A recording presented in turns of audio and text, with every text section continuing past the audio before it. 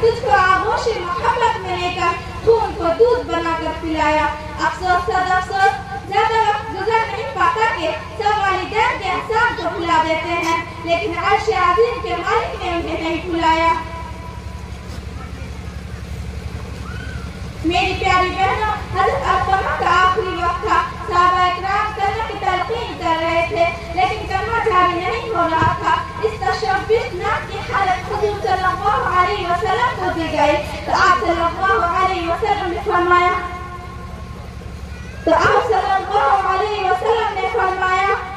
اس کے والدین زندہ ہیں۔ صحابہ اکرام نے عرض کیا، یا رسول اللہ، اس کے والد کا انتقال ہو چکا ہے، البتہ والدہ زندہ ہے۔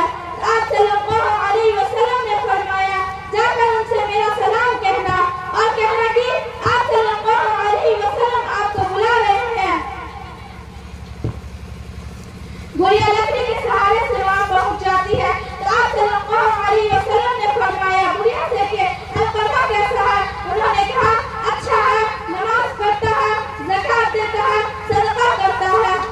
آپ صلی اللہ علیہ وسلم نے فرمایا، تمہارا ان کے ساتھ کیسا تعلقات ہے؟ انہوں نے کہا، میں ان سے ناراض ہوں۔ تو آپ صلی اللہ علیہ وسلم نے فرمایا، اس لیے تو ان کے زبان سے کلمہ جاری نہیں ہو رہا ہے۔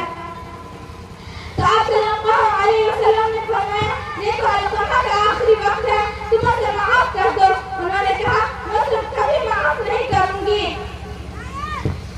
تو آپ صلی اللہ علیہ وسلم نے بلال حبشی کو یہ حکم دیا کہ جا کر لکڑیاں اکٹھی کر لاؤ، اس میں حضرت علقمہ کو ڈال دو۔ اتنا سنا تھا کہ بڑھیا زور زور سے رونے لگی اور کہنے لگی، میں اسے اپنے سامنے چلتا ہوا نہیں دیکھ سکتی ہوں، میں اسے معاف کرتی ہوں، میں اسے معاف کرتی ہوں۔ اتنا کہنا تھا کہ ان کے زبان سے کلمہ جاری ہو گیا اور ان کا انتقال ہو گیا۔ آپ صلی اللہ علیہ وسلم نے فرمایا،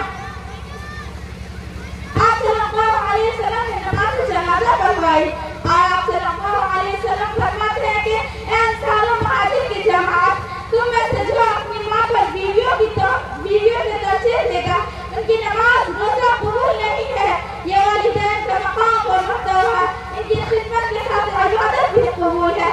وما علینا الا البلاغ۔ السلام علیکم ورحمۃ اللہ وبرکاتہ۔